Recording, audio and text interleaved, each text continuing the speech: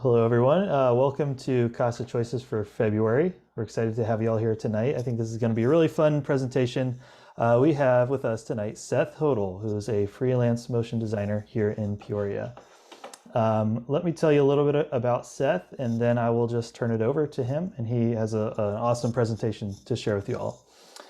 So Seth Hodel, like I said, is a freelance motion designer based in Peoria, Illinois. He started out his career shooting and editing videos and eventually worked his way into animation and design. The animation world has hundreds of roles. Seth focuses primarily on 2D animation for commercial work. Some days he's making videos for mining trucks. Some days he's making videos for Nick Jr. It's been a bit of a ride, and he's thankful for every day that he gets to have some fun at work. So Seth, we're excited to have some fun with you tonight as you share about what you do. So with that, I'll turn it over to Seth. Cool. Thanks, Kyle. Hello, everyone. As you heard, I am Seth. I am a motion designer, and I'm going to go through a little bit of what that means for me and what this industry even is, because there's a lot of layers to it. And when I started my career, didn't really realize that it even existed. So this is me. I'm a motion designer. I design and animate stuff. These are some of my animations, and you can see my lovely family in the bottom right, who you might hear tonight. We'll see how that goes. And I also like to drum and rock climb and swim, as you can see by the super awesome emojis I put in there. So moving on, motion design. What is it? Let's start with what it's not. So I'm sure you're aware of Marvel. I'm sure you're aware of Pixar, animation, VFX. Didn't I just say I animate stuff? And I do, but these are different industries. So the way that I would get into Marvel, the way that I would get into animating at Pixar, I would do some different things, and I would focus on different skill sets that I would do in those industries. So maybe let's talk about a little bit of what it is. And so this is going to be a reel from a creative studio that primarily makes video for commercial clients. So there's lots of people with lots of messages. They have products, they have software, Facebook or Google, or any sort of shoe company or t-shirt company. They all need a message to be told. So here is a bunch of quick cuts that this company put together of kind of their style of work. They want a client to know a little bit who they are from their video. So I'm going to go ahead and play this.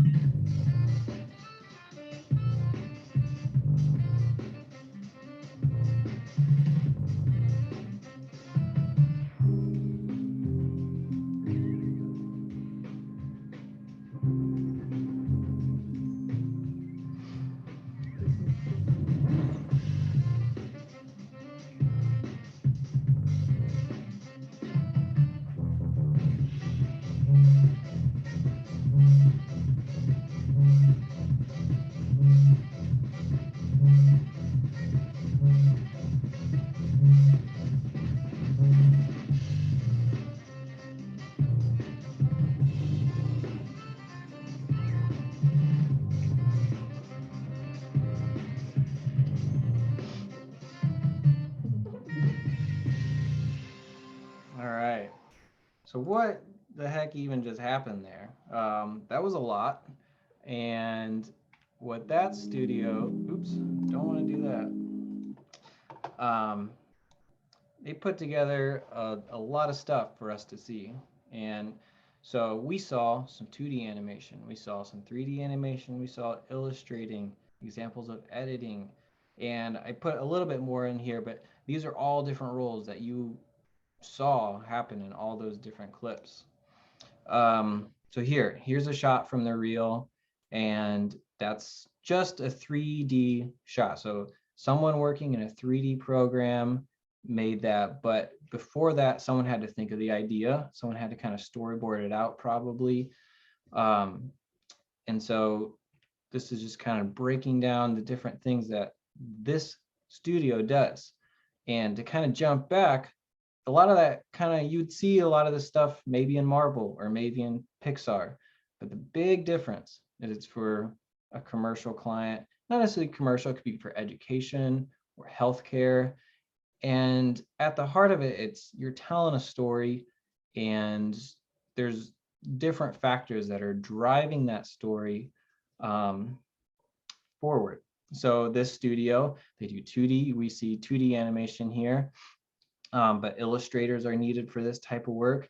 And this shot on the left, you even see it's probably some 3D mixed with 2D. And then, this studio is doing live action as well, which is actual, oops, don't know how to go back, actual actors, actual shooting with video. But we can see that they mostly are doing 2D animation, 3D animation to tell stories for their clients. And then their reels to, show it in the best way they possibly can and give a sense of what kind of style of work that they would do best at for a client. So to jump back again, motion design, what is it? Well, another thing that kind of separates it from Marvel or Pixar is graphic design.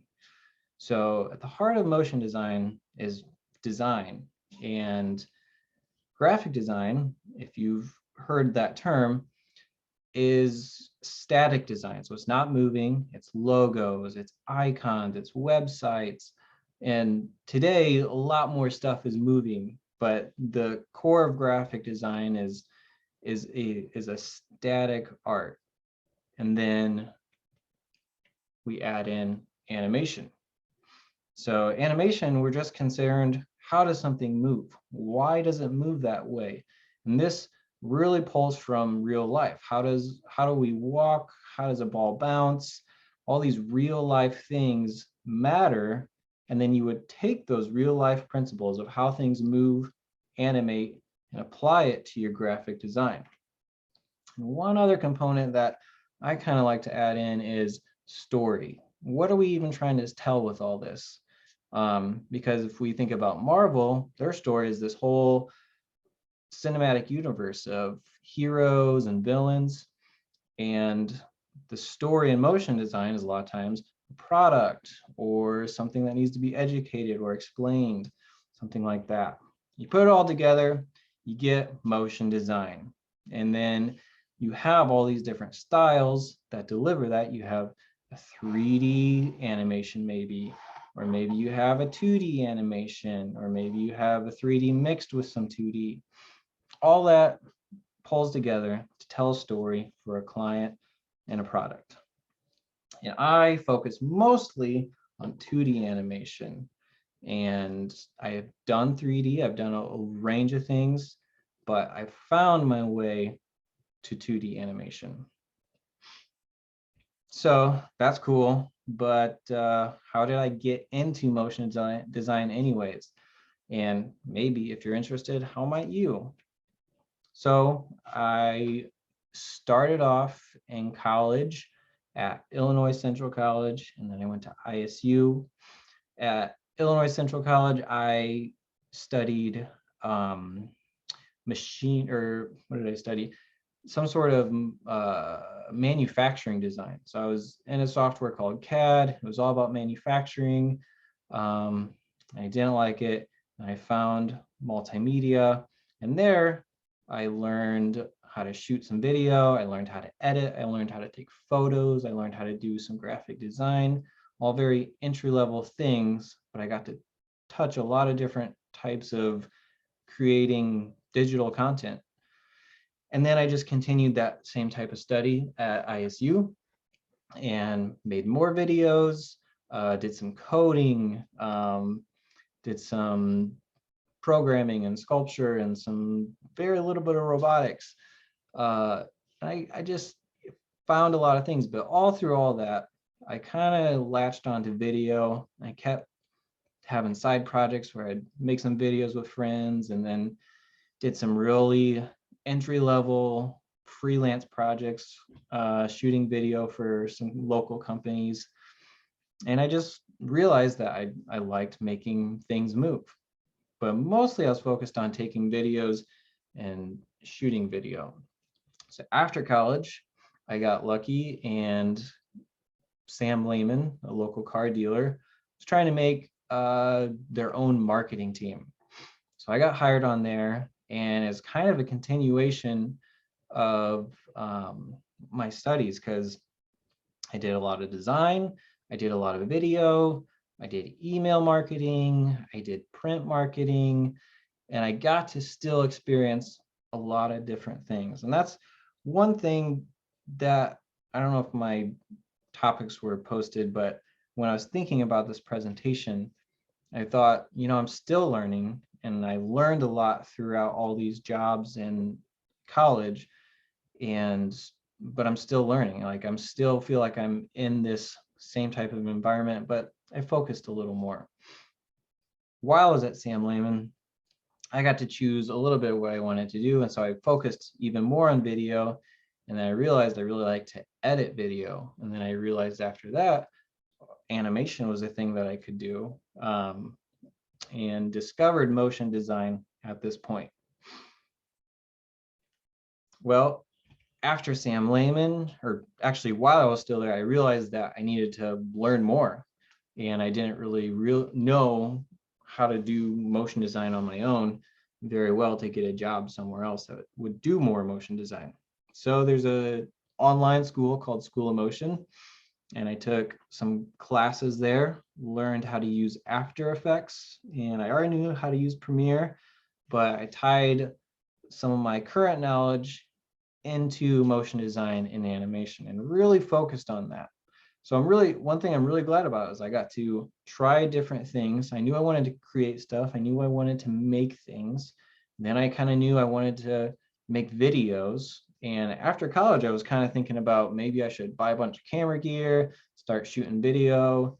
And I'm glad that I didn't, because I realized I like animating and I like motion design.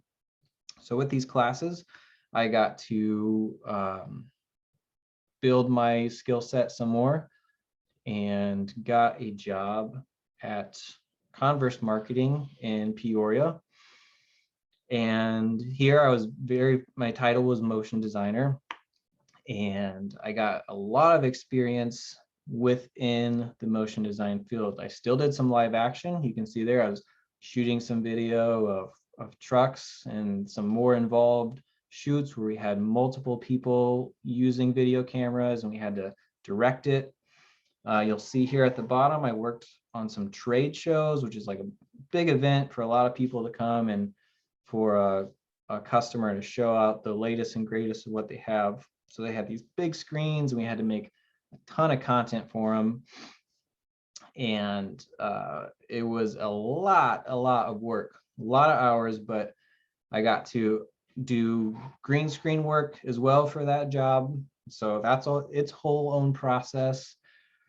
And while I was at Converse, I got to explore the world of motion design more. So I didn't just do 2D, I did 3D, I did 2D, I did live action shooting.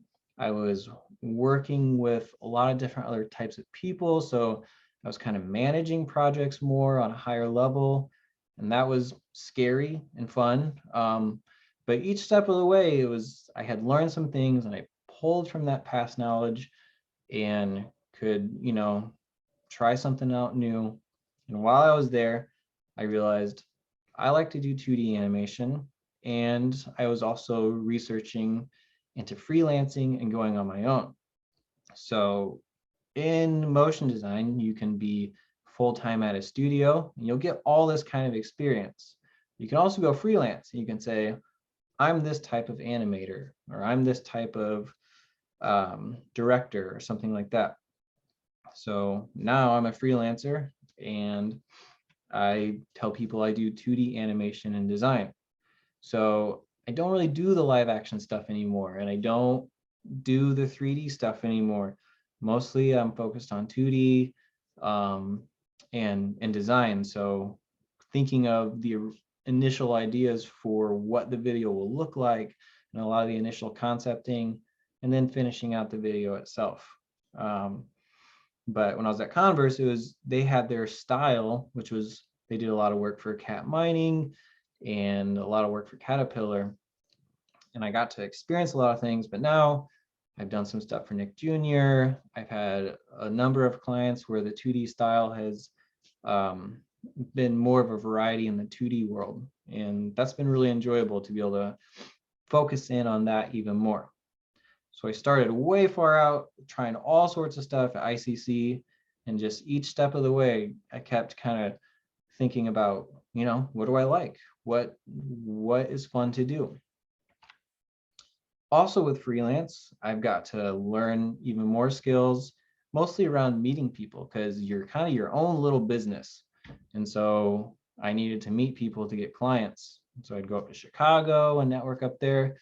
This was pre-pandemic, so it was a little easier to do then, but some of this stuff is starting to happen again, and there's a lot of online events. I spoke at some things to share some of my past experiences and just kind of put myself out there to meet people and see how much more fun I could have finding clients. And then I also tried some teaching. I adjunct taught at Bradley for a year. I wanted to, in 2D, do character animation, which is its own specialty. And I didn't quite have the skill set. And so I learned some of that and prepared a class and taught some 2D character animation at Bradley. I think that's it. So it's been a pretty big ride, and I think, looks like my camera's out of focus. Oh well. I think looking back on that experience of finding my way to 2D animation, if there's one thing I could tell myself, it would be to keep trying things. And I'm even at that spot right now where I've been doing 2D animation a while, and I'm kind of considering, well, is there something else I should do, or should I keep doing that? And the more that I've tried things, the more that I've learned, this is what I like, this is what I don't. And then I've also had opportunities come up that that were out of my control, and that was really great. So yeah, that's motion design, and that's how I got into it. Awesome. Thanks, Seth. That was a great presentation, really informative. I know that I learned a lot. So I think I forgot to mention this at the beginning, but for all of our participants, everybody who's watching this, feel free to ask Seth some questions down in the Q&A box. You just click Q&A and you should be able to type in a question, and we will just answer those live while we have Seth with us. So I'll give everyone a minute to enter their questions in if there are any. But Seth, I did have a few questions myself as you were talking. Some things that I thought maybe people might want to know more about. So as you probably know, a lot of our kids who are watching this are probably in junior high or high school. So I was wondering what if they're thinking, this sounds like something I'd be interested in doing for a career, whether it's animation or anything like that. What are some things that they should be doing now? What should they be preparing for, or what kind of skills should they be working on? And even after high school, what should they be thinking about doing, whether it's college or you mentioned like the School of Motion, things like that. Mm-hmm.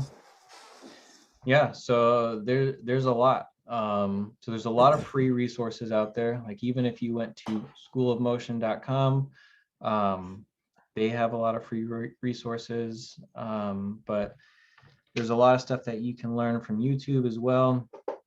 And so my recommendation would be to try what you can. You say, oh, maybe maybe you don't have the best computer, or maybe you don't have After Effects, or you're not sure what it is, I would say think about what you're interested in and try to do something around that. So maybe you really like cartoons. Well, maybe start drawing more. Try more drawing that's around cartoons. There's a lot of YouTube channels that have free content about how to draw cartoon figures, how to do life drawing.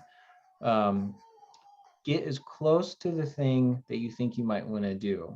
So maybe you have access to a phone. Those can record video. You can do a lot with the video camera on a phone. You could experiment with stop motion, which is taking one picture at a time. That was actually one of the first things I got into that was animation, was I just started doing stop motion because I had a camera. Um, so yeah, my recommendation would be not to let yourself get overwhelmed, because it is overwhelming. There's a lot out there, and really just try to think about what you're interested in and what you think is fun, and just try to get as close to doing that as you can. Awesome, thanks. We don't have any questions yet from our participants, but there's still time, everyone. If you have a question for Seth, just type it in the Q&A box. I was also wondering, Seth, like you talked about, being a freelancer, you have to network to find clients, but how would a client find you? How does that typically work? Like, let's say, you use the example of Nick Jr. and they want some animation done for a commercial. How would they find you? Do they just go to Google and search, who are some good motion designers, and your name pops up, or how's that work? So that's really where the networking comes in. So I've sent hundreds of emails to studios, and different companies that I think would need animation. Mostly for me, being a freelancer, was understanding how I fit into the system of production. So that video I showed at the beginning was from a studio. Well, for me, if I liked their work, which I do, I would find a couple people from there and email them and try to make a relationship and say, hi, hey, I'm here. And it's really about a lot of people knowing that you're there. So Instagram or Twitter and having accounts and a social presence is helpful, but most of my freelance work has come from people that I've contacted and that know somewhat who I am, or got a reference from someone else of my name. So there's a bit of time, but it's getting the word out there that, hey, I like to do this thing. And the more that you ask and let people know that this is what I want to do, or I would like to do this, or this is what I do now, the more that those kind of opportunities will pop up.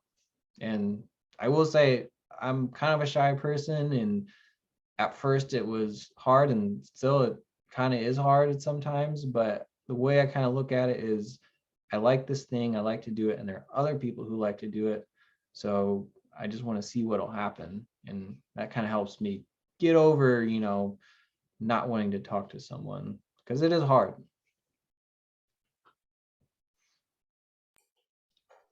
Then I guess a follow up to that. So it sounded like when you went from working at Converse marketing to freelancing, that was a big step for you. So what have you found are some of the pros and cons of being a freelancer versus, being on staff at a company? Yeah, this is a big topic in the really just the creative industry, not even my specific industry. And the pros are, I have more control over my own schedule. So especially with the family, it leaves me a lot of flexibility. Another pro is, kind of like I said in my presentation, I was able to focus more on 2D animation and the style of animation that I like. So there are jobs that come up now that I have enough clients that I can say no to some if I want to. And that's a nice pro. One of the cons is that you have less of a connection to a team or a group of people.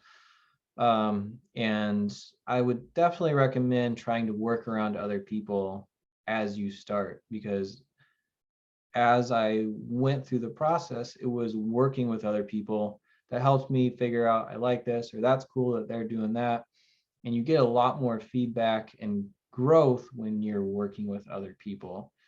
And that's a pretty average recommendation is to try and work with a team, try and work with others as you start into the industry, because they'll have, especially hopefully they have more experience than you, and they can teach you as you go. Nice. My last question for you, and again, if anybody has any questions, there's still time to put them in the Q&A box for Seth to answer. I was wondering if you wanted to share anything you're working on right now, like any projects or anything that you're excited about, whether for your professional life or just stuff you're doing for fun. Anything you're working on right now? Let me think. So I don't know if there's anything I can share right now, because one of the things about this kind of work is a lot of times you can't share it, especially while it's being made. But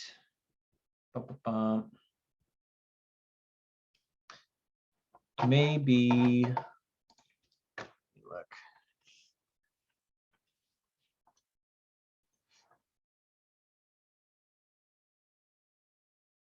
Well, I'll just share the Nick Jr. spots that I got to do. Those were a couple months ago. And share my screen again. Okay, so if you do want to see what I do, you can go to sethhodel.com. But I got, so to kind of still talk about the freelance system, there's a studio in Detroit called First Fight, and they're like 10 or 15 people. And this was one of the social media jobs that I got. They posted on Instagram, hey, we need some 2D animators. And I just sent them a quick email that said, hey, I do 2D animation. Here's my reel, here's my work. And then we hopped on a call. They liked what I had to, or they liked my work, and our call went well. That's another thing I will say just about work in general and creative work is talking with people and relating to them is just as important as the creative skill set, especially to work together well. So we had a great call, and then shortly after that, they had this job come up, and this was what you call logo idents or identities. So it's kind of about promoting the Nick Jr. brand. And these are short 10-second spots that I actually honestly don't know where they play. I kind of tried to look around and see if I could find them. But they play in between something or somewhere. And it was kind of a diversity inclusion message. So it was showing different cultures and little 10-second snippets of, we had a marching drum line, we had a community garden, and then cooking at grandma's house. And so they would give me this art. So these are the art boards that I got. And then they also had storyboards that were kind of a general rough drawing of what was going to happen frame to frame. And so with those storyboards and the art, then I went about breaking all this art up and connecting it all together to be able to make the 2D animations happen. And so we ended up with these 3 spots.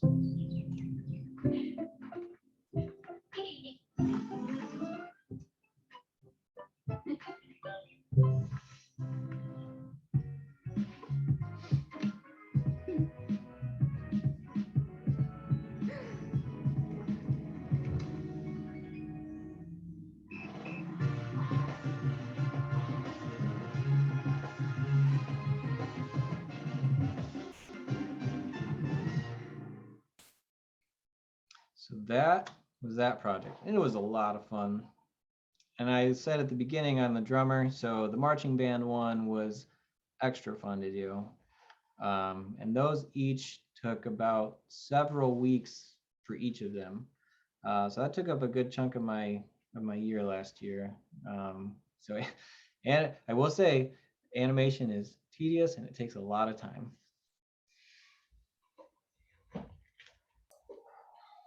Well, those are great. I'm sure that maybe some of our kids have seen them on TV or on social media and Maybe. wanted to watch Nick Jr. because of them. Um, well, Seth, thanks so much for being with us tonight. It was really fun to hear about what you do. I'm sure that a lot of kids are interested in what you do, and maybe now that they've watched your presentation, kind of have an idea of how they might do that once they're a little bit older as a career. So Yeah. thank you, and thanks everyone who's out there for watching tonight. And I would, I will say, I'm oh, going to say this real yeah, quick. If you go to my site, sethhodel.com, my email's on there or my social media. Feel free to reach out if you have any other additional questions, and I'll gladly answer them. awesome. Thanks. And everybody, mark on your calendars. March 16th is when we'll have our next CASA Choices. The speaker is still to be determined, but I'm sure that it will be great, just like it was tonight. So thanks everyone for joining us, and have a good night.